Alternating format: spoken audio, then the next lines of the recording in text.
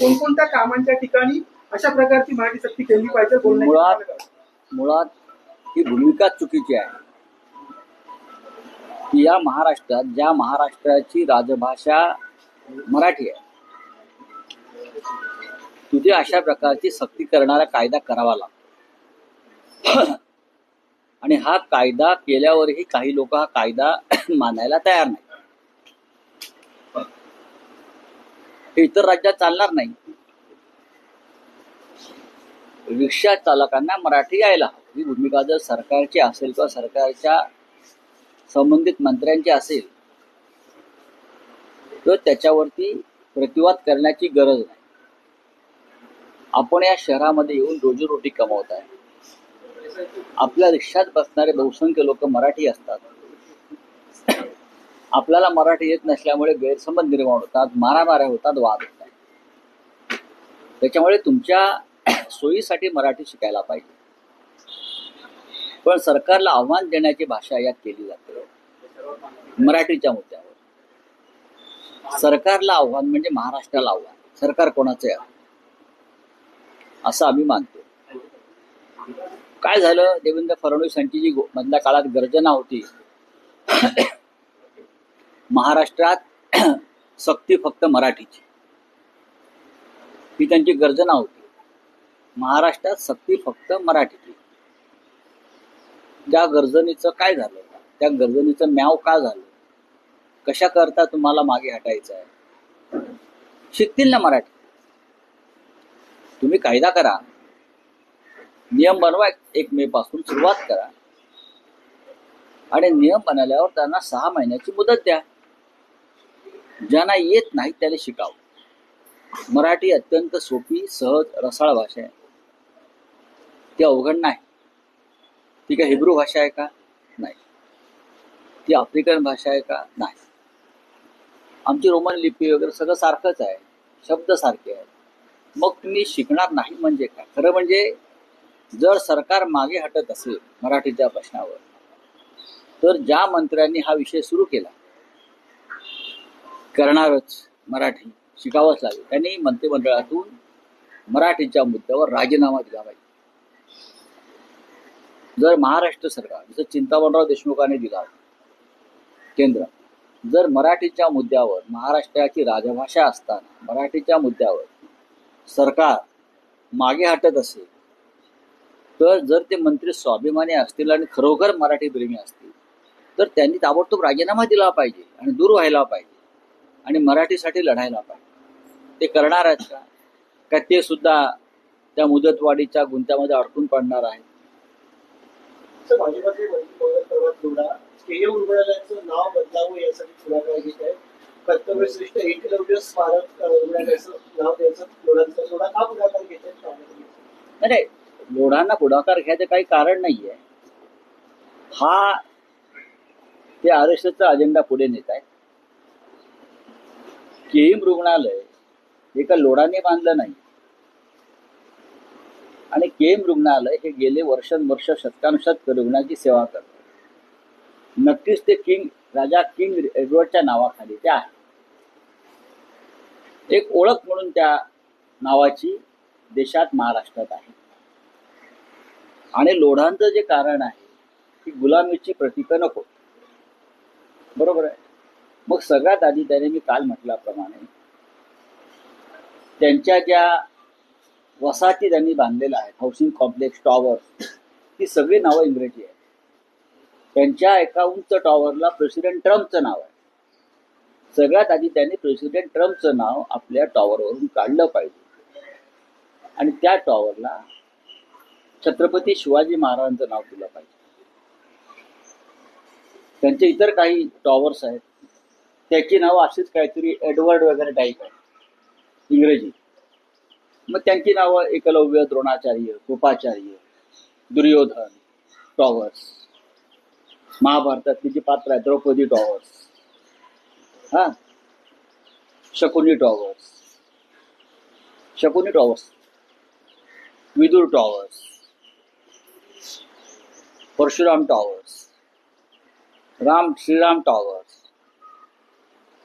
जे डोंबिवलीत ते काय पलवा का पालवा आहे ना, पलावा. पलावा आहे, त्याला दुर्योधन कॉम्प्लेक्स म्हणा, महाभारतातलं पात्र आहे. तुम्हाला जर दुर्योधन हिरो होता, कुठेतरी इतर नावं घ्या, बिभीषण टॉवर करा. एवढं जर तुम्हाला संस्कृती आणि धर्माची चिंता आहे तर करा ना, गेमच काम स्वतःपासून सुरुवात करा, नक्कीच करा. काल शिवसेनेने त्या संदर्भात आंदोलन केलं. आपण पाहिलं असेल, शिवसेनेचे स्थानिक आमदार अजय चौधरी, इतर आमचे नगरसेवक, माजी महापौर, सगळ्यांनी तिकडे आंदोलन केलेलं आहे त्यासाठी. त्याला काही कारण आहेत ना. ट्रम्प टॉवरचं नाव ज्या दिवशी ते बदलून छत्रपती शिवाजी महाराज करतील, किंवा त्यांच्या इतर सगळ्या टॉवरची नावं जी इंग्रजी आहेत, गुलामीची प्रतीक आहेत, ती बदलून मी सांगितली त्याप्रमाणे दुर्योधन, शकुनी बरं का वगैरे वगैरे करतील, तर तेव्हा आम्ही साधारण त्याच्यावरती विचार करू. रावसाहेब, एकनाथ शिंदेच्या पक्षाचं विलिनीकरण असं म्हटलं जात असताना तर त्यांच्याच पक्षामध्ये प्रहारचं विलिनीकरण होतं. मला एक महत्वाचा मुद्दा, विधान परिषदेला जर उद्धव ठाकरे लढणार नसतील तर काँग्रेसची जागा निर्वेल असं नाना पटोले माझ्याकडे त्याविषयी माहिती नाही. सपकाळ दिल्लीला हायकमांडवर चर्चा करतात. मला एवढंच माहिती आहे की हर्षवर्धन सपकाळ हे माननीय उद्धवजीला भेटले आणि त्यांनी उद्धवजींना विनंती केली आहे की आपण ही जागा स्वतः लढावी आणि विधिमंडळात जावं. त्याच्या मागे भूमिका अशी होती की महाविकास आघाडीचं नेतृत्व विधिमंडळात एका सक्षम महत्वाच्या नेतृत्वाकडे असणं गरजेचं आहे आणि त्यानुसार तुम्ही जर आला तर आपल्या सगळ्या आमदारांना एक नेतृत्व मिळेल, ही त्यांनी भूमिका उद्धवजींकडे मांडली. राष्ट्रवादी काँग्रेसने सुद्धा मांडली. आता उद्धवजी आज निर्णय घेतले. संजय राऊतांची इच्छा आहे का त्यांनी विधिमंडळात यावं, तुम्ही त्यांना त्यावरती समजूत काढा? बघा, आमच्या सगळ्यांचीच इच्छा आहे ना, माझी कशाला पाहिजे. आता त्यांचं मन जे आहे ते निर्णय घेतील ते त्यांच्या मनानुसार. ते पक्षप्रमुख आहेत, एकच जागा आहे, त्याच्यामुळे त्यांना काळजीपूर्वक पावलं टाकावी लागतील. उद्धव ठाकरे साहेबांचं नाव येतात, सर्वांच्या भुवया उंच झाल्या, पुन्हा प्रहार करू शकतात उद्धव विधान परिषदेची जागा. ठीक आहे ना, बघू ना. काँग्रेसने अट ठेवलेली आहे का राज्यसभेवर? अशी कोणती अट नाही. सर हिंदी सर बोलिए सर, मराठी भाषा को मतलब कंपलसरी के लिए कल भी प्रेस कॉन्फ्रेंस ली गई और अब कंफर्म नहीं किया गया, आज फिर से प्रेस कॉन्फ्रेंस ली जा रही है. संजय निरुपम एक तरफ बात करते हैं, एक तरफ कौन क्या बात करता है मुझे मालूम नहीं है. क्या इसमें वोट बैंक की राजनीति या ये वोट बैंक की राजनीति पर काम चल रहा है और कुछ नहीं. पश्चिम बंगाल में बंगाली अनिवार्य होनी चाहिए, गुजरात में गुजराती कंपलसरी होनी चाहिए, कर्नाटक में कानड़ी कंपलसरी होनी चाहिए, पंजाब में पंजाबी होनी चाहिए, तमिलनाडु में तमिल को महत्व मिलना चाहिए. अगर ये है तो महाराष्ट्र में अगर मराठी भाषा के लिए हम वही हक मांगे तो आप इतने नाच क्यों रहे, खुदक क्यों रहे? इस राज्य की भाषा मराठी है.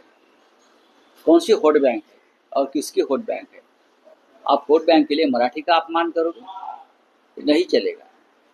मैं इस राज्य के जो ट्रांसपोर्ट मिनिस्टर है मिस्टर सरनाईक, अगर सचमुच ये मराठी भाषा उनके मन से अनिवार्य करना चाहते हैं रिक्शा चलाने वालों को, तो उसमें कोई गलत नहीं है. ये उनके फायदे की उनके फायदे की ये विचार है. क्योंकि आपके रिक्शा में कौन बैठते, लोकल लोग बैठते हैं तो मराठी भाषिक है, तो आपका उनका डायलॉग नहीं हो पा रहा है, तो झगड़े होते हैं, पुलिस स्टेशन तक जाते हैं, तो आपको सीखना होगा मराठी. और आप यहाँ काम धंधा रोजगार करने आए हैं तो आपको लोकल भाषा सीखना होगा. अगर यहाँ के लोग यूपी बिहार में जाओगे तो हिंदी तो आनी चाहिए उनको. हम यहाँ भी हिंदी का इस्तेमाल करते हैं, दिल्ली में करते हैं, क्यों करते हैं? हमारी भाषा है, हिंदी भी हमारी भाषा है, तो करना चाहिए. अगर कोई इसकी राजनीति करना चाहते वोट बैंक की तो उनको जूते से मारना चाहिए. यही प्रताप सरनाईक जी ने हाथ में जूता लेकर उनके पीछे भागना चाहिए, ऐसे लोगों को जो विरोध कर रहे हैं. सर, बीजेपी के मिनिस्टर हैं, कैबिनेट मंत्री हैं, उनको 1 महीने की सजा सुनाई गई है कोर्ट ने, और मट्टी फेंकने के ऊपर कर्मचारी के नीतीश राणे. कोर्ट का निर्णय है, अगर कोर्ट का निर्णय है तो कोर्ट का निर्णय मानना चाहिए। सजा हमने तो नहीं दी ना, अपोजिशन ने दी है ना, या पंडित नेहरू ने नहीं दी है ना, सजा आपके ही कोर्ट ने दी है। और क्यों दी है? आपने कानून को हाथ में लिया। अगर कोई भी कानून को हाथ में लेता है तो कानून अपना काम करता है। चलो।